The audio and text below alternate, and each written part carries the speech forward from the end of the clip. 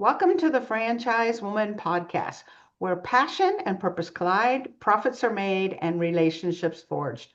I'm Rebecca Monet, CEO and Chief Scientist at Zoracle Profiles, and I'm here with my co-host, community advocate, speaker, author, and entrepreneur, Tracy Kawa. Tracy, we've already done a pre-show conversation with Miss Valerie Bowden. We're going Yes. to have a great show, so I'm really looking forward to this.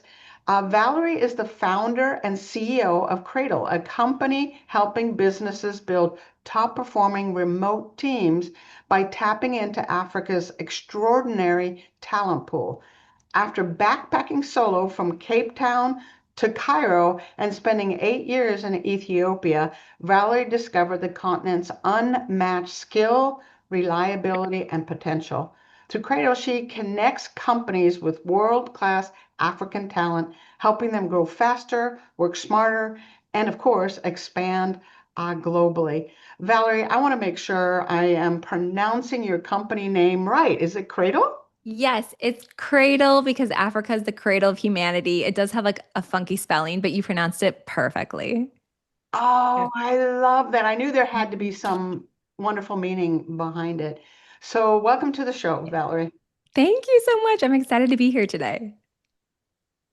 Yeah, that was definitely a question on my list that I wanted to know, like how you came to the name. Mhm. That's fascinating. Your whole journey happens to be absolutely fascinating. So maybe you can just start us at the beginning so that our listeners can understand, where you grew up, what your childhood was like, and then maybe what set you off on your path.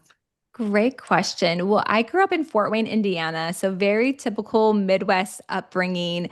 I even did my college also in Indiana, and I went to school for social work. And as a social work major, we're taught to volunteer a lot. And so as soon as I graduated, I heard about a volunteer position open up in Ethiopia. And at that time, I don't think I knew very many people who had even been to Africa from Indiana, and certainly not one that was willing to go for 3 months. But something about it just really intrigued me, and so I went. And as soon as I arrived, I found out that the nonprofit I was volunteering with was operating illegally. Good. And then I started to talk to other volunteers, and all of us had similar stories, realizing that a lot of these charities aren't doing what they say that they're doing. And some of them are even causing harm or, just even taking just jobs away from people in the community who could have done what we were doing for free. Granted, there are some great ones, but it was definitely like my first eye-opening experience to realize not all charities are doing what they say that they're doing.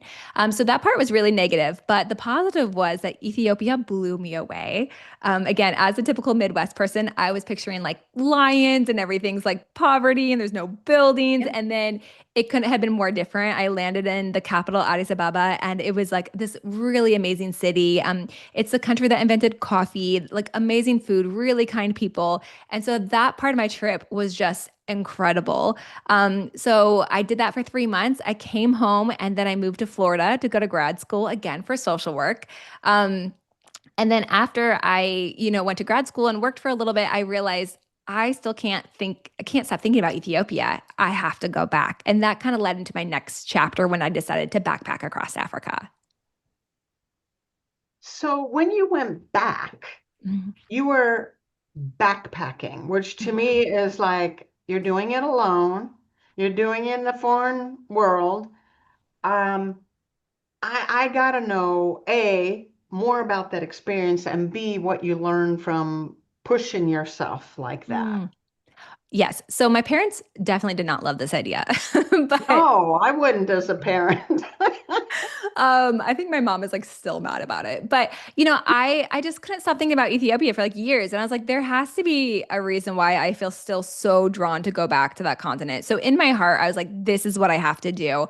And then because I was so broke after grad school, I had to have a backpack and a tent. And I just bought a one-way ticket to South Africa. And in my head, I was thinking I would be gone for maybe a month or so. I'd just see a few countries, go to Ethiopia, come back. As I started traveling, first I realized that the continent again was so much bigger than I realized. So that wasn't even geographically possible to travel it that quickly. Also, I had such a great time. I mean, it was so much safer than I expected. I think statistically, the majority of African countries are more peaceful than the United States. And so I was hitchhiking, I was staying at strangers' homes, I was doing things I would never do back in the US, and I felt very safe. And I was having such a great time. And then during that time, I went back through Ethiopia, kept going up, and realized once I got to Cairo 7 months later, like, I don't really want to go home. And that was like a big realization for me. Like, I'm actually not ready to go back to like the 9 to 5 Midwest American life. And so I got a job offer in Ethiopia for just 6 more months. And I thought I would just stay for 6 more months and then finally I'd come home. And then after being in Ethiopia for 6 months, I renewed my visa over and over. Eventually, 2 years in, I met my husband, who's Ethiopian. We got married. We had my first son there. And I ended up staying for 8 years. And I just came back to the US a couple years ago. This is an incredible journey, like absolutely incredible, fascinating. I would love to know what makes you so brave and adventurous. What is it? Well, I do find that I've learned to do what scares me. And so even for a while, I would try to do one thing every day that I could fail at. And so that's part of it. And I think that's really led me to so many great things. But also I've realized like if I just take little steps along the way, eventually it doesn't become so scary. So even like when I was doing my backpacking trip, I thought it'd be like a month. And then when I was moving to Ethiopia, just 6 months, right? It's just like one thing led to another. So I think it's like learning to go with the flow and being willing to pivot when necessary, instead of sticking so rigidly to my original plan. Wow.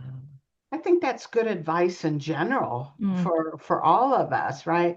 Take that one step at a time. It's less scary if you're doing that. And then Mhm. flexible enough and adaptable enough that based on the situation, I'm going to have to change my Mhm. strategy, but not getting so held that it has to be a particular way. Right.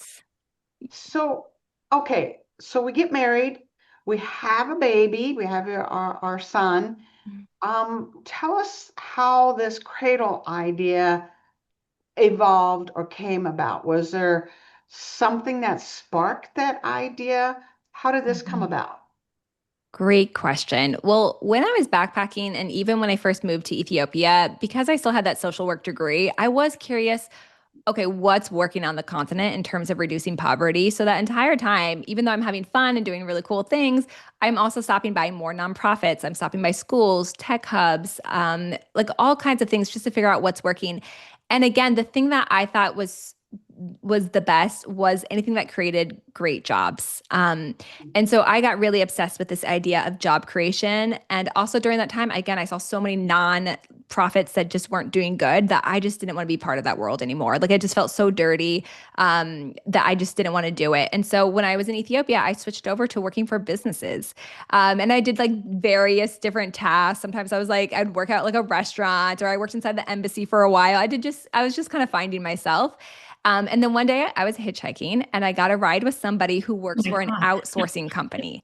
And Okay. he was like, you know what? We're trying to hire someone. Why don't you come by, meet my boss? And I did. And he hired me. And that was the first time I knew that companies were outsourcing to Africa because I always thought of like India, the Philippines. I had no idea that companies like McDonald's, Instacart, Shutterfly, like they all have teams in Africa. And that was a light bulb for me because overnight we'd create hundreds of jobs at this call center. And also when I talked to the US clients, they were so happy with like the quality of work, the accent. It was such a win-win. So I did that for about 3 years when I was in Ethiopia. And I was like, this is so cool. But then I started to realize that some of these large companies, not all of them, but they don't pay super well. So the Ethiopians are getting like 50 cents an hour. They really don't know these team members very well, so they don't really care about them. There's not a great career ladder, and they don't really even want to publicly acknowledge that they have these teams in Africa. And I just thought, like, that's so crazy. So right after COVID, my husband's job transferred us back to the US. We ended up in Pittsburgh. And I thought, like, enough is enough. Like, I'm going to start my own outsourcing company. It's going to be called Cradle. We're going to hire in Africa only because I love the social impact of creating jobs. And we're going to be more of like a high quality outsourcing solution for companies in the US who are looking for high quality talent, but at a more affordable rate. And so that was like the birth of Cradle. This is an amazing story. First of all, it was a jaw-dropping moment for me when you said I was hitchhiking. That alone was enough. Two questions. Mhm. The first is, did your parents ever come to visit you out of curiosity when you were in Ethiopia? And the second one is, when you were there, how did you make people stop and listen to all of the experiences that you were having there? That's a great question. Well, yeah, my dad, my sister, one of my friends came to see me. So people were really cool about visiting me, which was fun. And then I would fly home every once in a while. And when I was in Ethiopia, again, I was like, it's so different than what I expected. So I always had a blog. I had a blog for a while on how do you backpack Africa. So there's like people who have backpacked Africa because I was trying to teach them how to do that. Oh, And I just posted a lot on social media about what I was seeing, what I was doing. And even now on LinkedIn, I post a lot about what Africa is really like and my experience there for, again, more probably Midwest people who might not know or people who haven't had the opportunity to travel there yet and don't know that it's so different than what the media portrays and what kind of our perception of the continent really is. truly. Yeah, it's when you talk about hitchhiking, I'm much older than both of you, and I remember when hitchhiking was considered safe in the US, and now you would Mhm. never consider. I picked up hitchhikers. I picked up two Mhm. German boys out of San Diego. We literally went up the coast all the way to Seattle together, traveled, 7 days together. And it was just considered normal, right? Today, not so much, but it's amazing how you were able to do this in Africa and then educate and create curiosity Mhm. in others, right? So this story is crazy fascinating, but I really want to learn more about Cradle and Mhm. how you fit that all in. So this perspective you had of some nonprofits really not making a huge difference, and you really believed that the best way to make a difference was to create jobs. I think that's Mhm. a huge leap. But now we got Cradle, we're starting that, and we're running it from Pittsburgh. So tell us some of the benefits of using someone in Africa, whether it's for sales or VA services. Mhm. Tell us more about how companies in the US truly benefit from this kind of relationship. Yeah, well, there's a couple of reasons why I think Africa is just a really smart decision. First, because a lot of places, like traditional outsourcing locations, like the Philippines, for example, are becoming overly saturated. And so it's actually harder and harder to find good talent in some of these countries where outsourcing has been going on for decades. And that's kind of when you look at Africa, it's like a massive continent. And for decades, there's been such an emphasis on education and a lot of funding around that. And so now you get these amazing college grads who are just so sharp and so tech savvy and talented. But the problem is there's just not enough jobs on the continent. I think the statistic is that you need 18 million jobs every single year in Africa up until like 2035 to keep up with the demand of youth entering the labor market. And so, again, you have all these talented people, not enough jobs locally. And so, for an American company, it's a really great opportunity to be able to hire some of the best and the brightest who are so eager and excited to work for an international company. Another thing I think that really surprises people is that the accent can be so good. We try to get like American level accent, especially for like sales reps, and we go for like a 10 out of 10. And that's what our clients expect. And that's what we're able to source. And so I think for people who have had maybe negative outsourcing experiences where communication was an issue, that's not necessarily a problem in Africa. The time zones also kind of line up. It's not as extreme as other places. And so, yeah, I think it's a great thing for any franchisor or franchisee or a business leader just to know like this is that the place where most outsourcing is going to be happening from in the future. People don't know it yet. It hasn't become like mainstream knowledge, but there's a lot of companies doing it and it's going to kind of pop up soon. Hmm. So you raised a good point. I know we can all Google this. However, what is the time difference between Yeah. the US, like just the Eastern US and Hmm. Ethiopia? Yes. Well, it depends which country you're from. So, or which country you're outsourcing to. So, Ethiopia, where we did a lot of hiring from, they're about 7 hours different at the moment, 8 when the time changes. So, for example, most of our team members, they log in at like 4 p.m., they log out at midnight. So they're young, they're working from home. It's like a second shift kind of situation, but it's cool because a lot of them are going to grad school during the day and then they do this at night. That's how they're paying for grad school. Some of them are moms, so they get to be like all day at home with their babies. And then when their kids go to sleep, they're working. But if you hire from more of like a Western, like West African country, maybe it's only like 5 hour differences. So it's even closer. So it's not bad. And I always say like if somebody didn't want to work your time zone, they would not apply to work for an American company. Like they could work for a company in Europe, they could work for a local company. So they do it usually because they prefer the time zone difference. So you're saying they Yeah. prefer that? Because I know that there's a lot of Yeah. stereotyping or generalizations that we as Americans have that like, oh, they're not in our time zone. How are they going to call business Yes. for us? Or, yeah. Yeah, no, that's a great question. I think either they prefer it or at least the benefits outweigh working in a different time zone for them. And you have to think like the Philippines has actually been quite successful and they have a worse time zone difference. I think 9 p.m. is like when they log in and they're working till 5 a.m. So it's like if that can work, then really, it can work anywhere. I think the trick though is if you're hiring virtual assistants or anyone, you do want them to work those US hours. So you do want them to be like aligned with your time zone. Otherwise, there are issues. Mhm. But even if you think there's a lot of businesses who hire to like Latin America, right? Which is actually aligns time zone wise much better, but they still have tons of issues, right? Like so it's like it's maybe one piece of the factor, but there's so many other things that really make or break a good outsourcing experience. So yeah, I don't think it's as much emphasis of what people give it. Okay. That For makes sure. sense. So when you are sharing your services with franchisors, franchisees, and of course others doing business, what do you see as the biggest misconception, or what are Mhm. some of the misconceptions people have?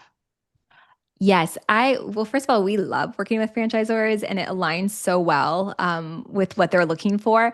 I think the biggest problem is that people just don't know you can hire from Africa. So even if you look at like the SEO, like there's nobody Googling how to hire a cold caller in Ethiopia because no one know that that exists. And so we have to do a lot of education around the fact like that you can hire from there, that the internet is good enough, that they do have good accents, that they can work your time zone. So a lot of it for us has been education. And then we always say, like, just go to an interview, like just meet some candidates. And once they do that, then they realize, wow, like there's so many incredible African professionals that we want to hire. And then they start to build teams on the continent. So Very that cool. those misconceptions are quickly, resolved by simply doing an interview, which Yeah. brings me to the next question there, Valerie, and that is using African remote talent. How do you see that changing any kind of global conversations around outsourcing, around economic opportunities? How Mhm. do you see the future and how this is going to impact both Africa and businesses here in the US? Yeah, I mean, I think it's for businesses in the US, it's amazing because if you want to grow your business, you still need some team members to do it. And hiring from a continent where there's such a huge talent pool, especially franchisors, is so important. So I think it's going to enable more companies to grow faster and quicker. I think the statistic is that like by 2050, 1 in 4 workers globally will be African just because the population is so big and there's so many youth. And so it doesn't matter if it's outsourcing or whatever industry, we're going to see a lot more Africans enter the workforce globally, which I think is really cool. And also just like after COVID, like now everybody can work remote and it's affordable. So before like only large companies could really have those offshore teams and now like a small business owner, like a solopreneur could have it. So I think that's what makes it so exciting. And I think it can be a really cool win-win for both sides if it's done correctly. Hmm. So what are some of the greatest business needs Mm. that your company can fulfill for franchisors? Right. Well, the companies that we work with now, a lot of them will use inbound, outbound sales reps. So some franchisors will give us a cold list, and we are literally cold calling that for them. Most of our dialers can do like 300 to 400 calls per day. So if you Wow. have a huge list and you want to hit it, like you definitely want to have a cold outbound sales rep. But it could also be inbound. So let's say that you run an ad, and we've had clients test this before. You run an ad and you can either send them to your website where an AI bot will answer questions for them, or you can run an ad and say, call this number and talk to someone on our team to learn more. And that has been significantly much more like revenue that way when they can actually talk with a team member. Mhm. And you can have one of our reps just pick up the phone, answer questions, do like a light qualification, and then set an appointment with the in-person like franchise location to actually see that person. So I think sales is a big one. We also have had franchisors use our admin assistants, our virtual assistants, and they've called them offsite managers, which I think is a really cool job duty. And they've done everything from payroll to answering some customer service emails to supporting and just various admin tasks. So I think it's really like whatever you can train on, delegate. Usually those kind of like level one, the tier one, like that first touch point is usually done by an outsourced team member. I think that's what makes the most sense. It's just amazing, especially the sales piece, Mhm. right? They speak English. They have beautiful accents Mhm. that in many ways can be Americanized. What's fascinating to me here is how you went from social work and studying it all the way through your master's degree. Do you see how business and your socially conscious self are actually merging and you're still doing social work in many ways? Yes, it's so cool. It feels very full circle that we are creating jobs. 70% of who we hire is women, which I think is really cool. We have some really cool stories. And it's sustainable because they're actually doing a really good job. But I love our clients in the US who will send me messages about like this person is an angel sent from heaven, right? Or like you see, like I think one of our companies, they made over $1 million in revenue in 1 year from just one cold caller. And it's just really cool to see then how they could reinvest that into their own local community and build their business better. So it really is like a win-win on both sides. And that's what makes it, yeah, very exciting for me. Wow. So, Valerie, what is next for you, for Cradle? Yeah, well, next at Cradle, we're really on a cool growth track. So we have 120 team members right now, but by the end of next year, I think we're going to have 1,000 just from the number of large companies who have reached out to us. And we've also now we're getting HIPAA certified, PCI certified, and ISO certified. So that's opening us up to some bigger companies, which has been not a fun process to be compliant, but a necessary one. And we also launched a new vertical. So we're also providing developers. And that's done through my husband, which is also really cool because my husband is Ethiopian. And when we met, he actually built a website for me. That's how we kind of first started talking and became friends. And so now he's been a software engineer in a US company for a while, and he's going to come on and actually run the developer side of the business. So we're really excited for that too.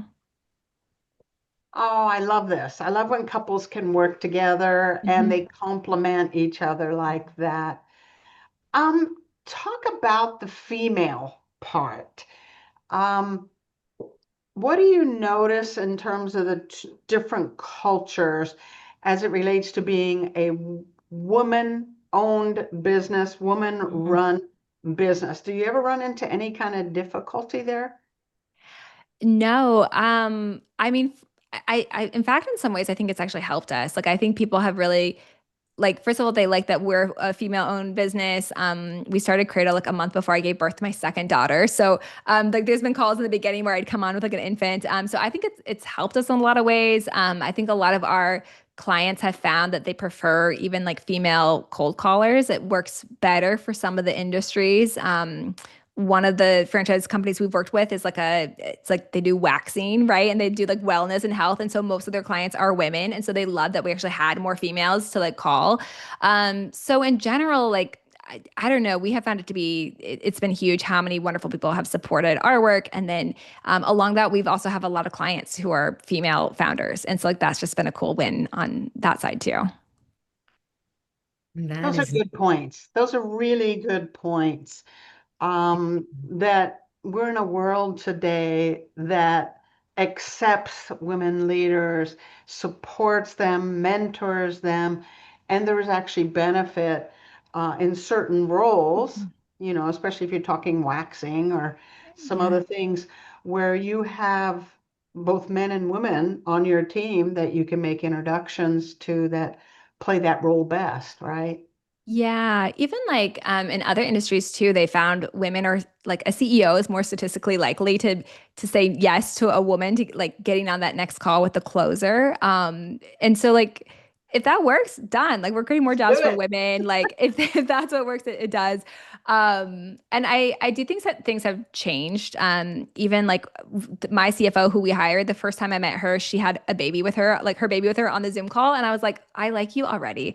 And I know that probably decades ago, or even a few years ago, that might have been frowned down on. And maybe in some industries it is, but there's a lot more of our clients who are showing up and they got their kids in the background coloring and we make it work. And I think hopefully that will continue to grow in the future. wow. It sounds like a lot of your team members are in touch with their own needs and then kind of apply that out, right? Mhm. Like, Yeah. I understand my own needs. My customers are living, breathing human beings in addition to business people. Like, can you speak to that a little bit? Yeah, I mean, I think at the end of the day, it just comes down to like relationships, and especially in a world where AI is just kind of flooding us. Like, I think the business leaders and the companies who are most authentic and still provide that human interaction where it should be, I think those are going to be the ones that thrive. And I think one thing about hiring from Africa is you don't realize how similar those professionals are to professionals here. And so even if you ask them like what's your favorite TV show? Like they'll say like Love Island, right? Or like Friends, or they'll say something that's just so like so American. And so like yeah, as you said, like at the end of the day, it's about being real and like those relationships that you're building. And yeah, I think that's what makes it so cool. So let's talk about Africa because it's a massive continent, right? It's so big. Yeah. And I didn't know until I was backpacking that like the countries are so different. And so I remember like every time I crossed a border, everything shifts. The language, the culture, the history, the religion, like it's so different. I think they say like we only say Africa because it's so convenient, but like it's actually like every country is so different from each other. Which leads me to the question. Mhm. Was there one country that you were backpacking through that was extra surprising to you? Never mind all the diversity, but this one really blew your mind. There's probably two. The first one was Malawi. I feel like it's a country that nobody ever talks about, but it was such a gem, especially as a backpacker. It was so cheap. They have like this beautiful lake, and I could put my tent on the beach for like $1 a day or so. It was so cheap, but like just nice people, really wonderful. And again, just like a country you never hear anything about, but so amazing to visit. And the second one that really surprised me was Sudan. So I know there's been some conflict recently, but when I was traveling it was like the one time that I was like, wait, maybe am I going to be safe here as like an American? And then sure enough, I got like stranded at the border. Like the buses were left. Like I was kind of starting to freak out. And instead, like people were so nice to me. Even like a local mayor invited me into his house for a party, and he was like, "Welcome. Like I know you don't hear good things about this country, but like you're gonna love it." And people were so kind to me. And it was actually the country where I probably watched the most amount of American movies. Like it was just on all the hotels, all the like every TV I saw, there was like an American movie playing, and I was like, oh, this is so different than we expected. So why? Why do we as Americans have this preconceived notion that, we've all seen the picture of the teenager who's emaciated walking on the beach with the mother with the jug of water, or walking a mile for a jug of water? Like, why do we all have a preconceived notion that that's only what it's like and lions and tigers? Like, why? Yeah, I think there's two reasons. The first is because again, not all nonprofits. There's some great ones out there, but a lot of them, like they really do get funding by kind of perpetuating that idea. Mhm. So I remember in Mozambique, I was visiting some missionaries that like my dad knew. And the woman, was just saying like the hardest part about her job is that when she goes back to the US, she has to go to Goodwill and get clothes so that like she looks poor and can kind of like play into that perception. And this was someone who was living such a luxurious lifestyle there, but everything she said about the country, wasn't good. Because if you said, like, actually, I'm living by the beach, best seafood, really nice people, tropical, like, you're not going to get funding based on that. So I think some of it's a little bit of that reason.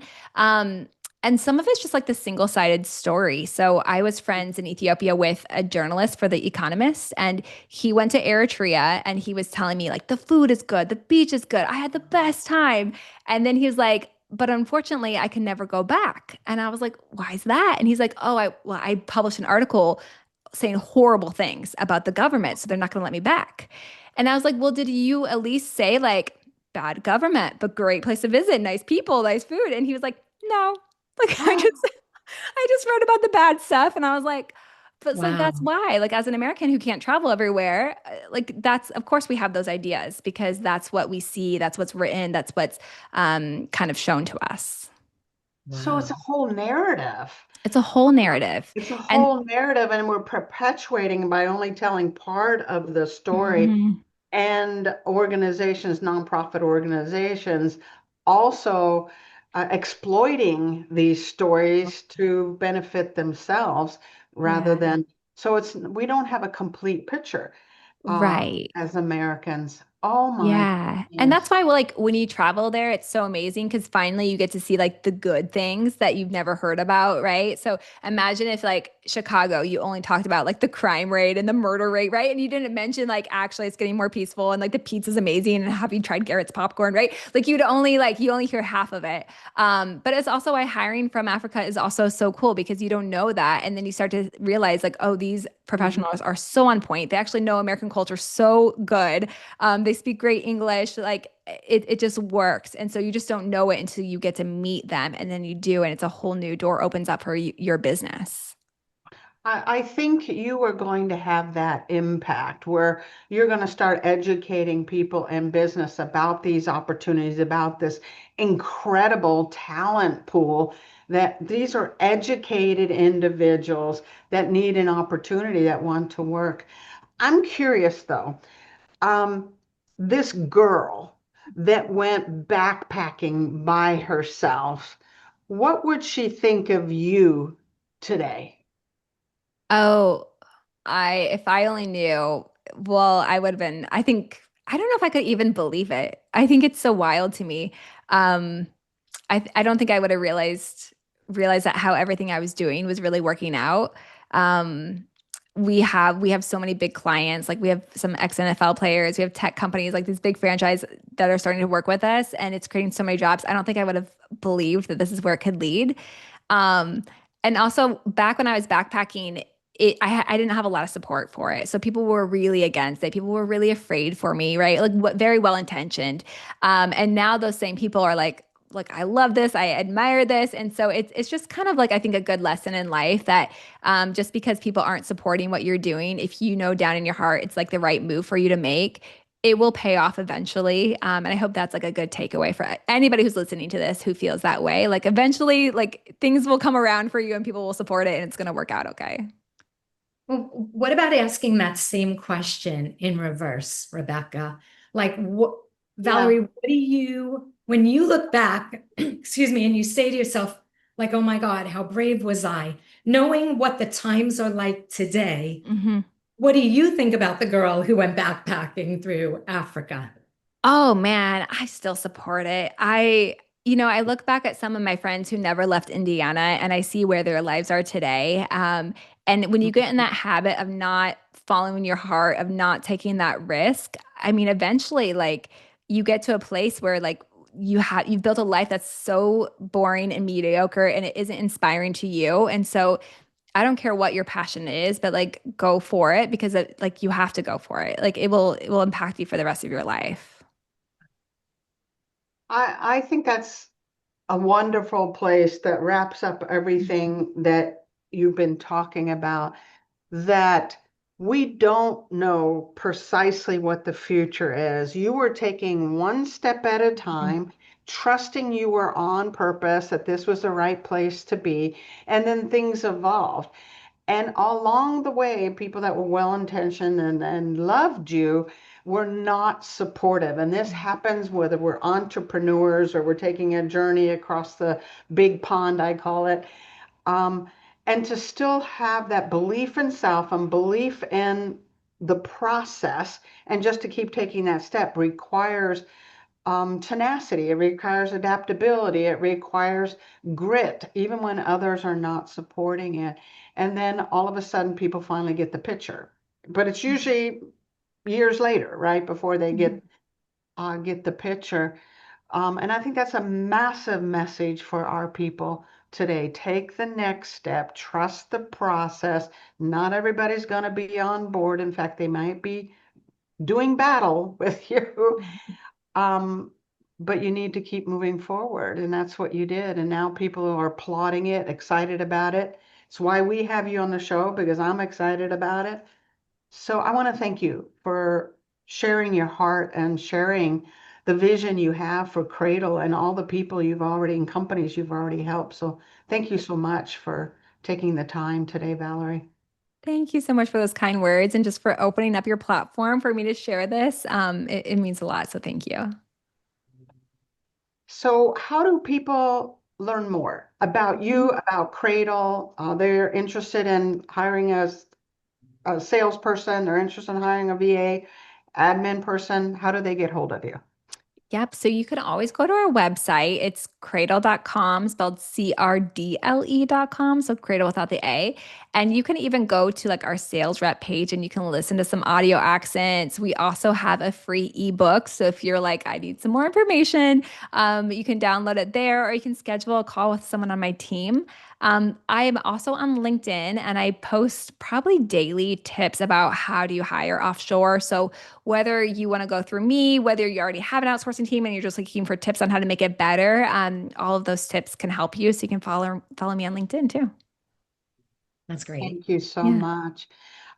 Tracy, I'm going to put it over to you for closing comments. Valerie, you are fighting the good fight. You are Mhm. fighting the good fight. You're using your social work background, your fascination with business. You're bringing up the Ethiopian economy and subsequently bringing up all of the economies of the businesses where they're at, in the US or abroad.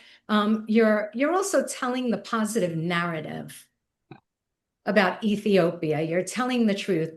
And all of that wrapped in what you said, which is you're pretty much taking a stand for building an inspiring life, for people building an inspiring life, because this is all very inspiring, all of it. So thank you for sharing it with us. It's fascinating. Your journey is fascinating. Your braveness, your adventurous spirit.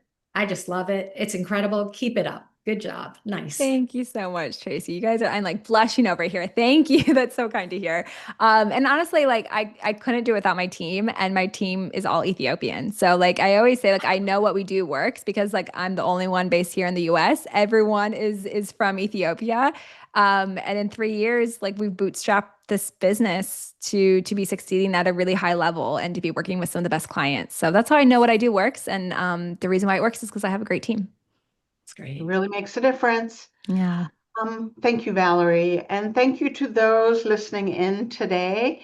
Make sure to like, comment, share, of course, subscribe this interview.